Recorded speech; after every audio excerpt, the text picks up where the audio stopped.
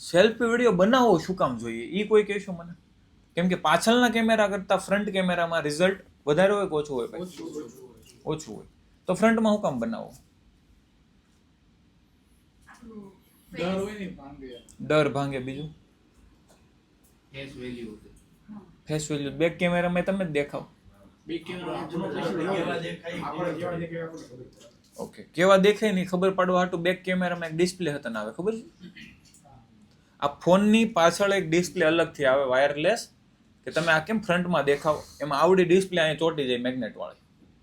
એમાં તમે આમ કરે એમ બેક કેમેરાથી શૂટિંગ કરવું હોય ને તોય થઈ જાય. એમાંય થાય, આમાંય થાય. પણ કોન્ફિડન્સ આમનામાં વધી જાય.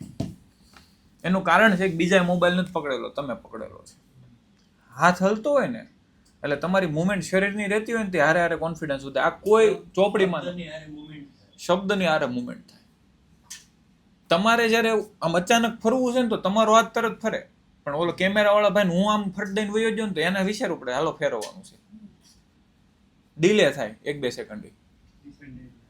ડિપેન્ડન્ટ ના રહેવું પડે. ઓફિસે કોઈ નથી એટલે આજ નહીં બને, ઓલા નથી એટલે આજ નહીં બને. ડિપેન્ડન્સી વહી ગઈ એટલે વિડીયો બનશે. બીજું મેઇનમાં મેઇન કારણ એ છે સેલ્ફી વિડીયોથી વ્યૂ વધારે આવશે. એનું રીઝન શું કોઈ કહેશું?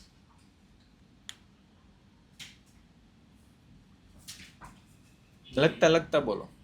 નેચરલ વધારે લાગે ને, જે આગળ વાત કરી ને કે કોન્ફિડન્સ એમાં બિલ્ડ થાય.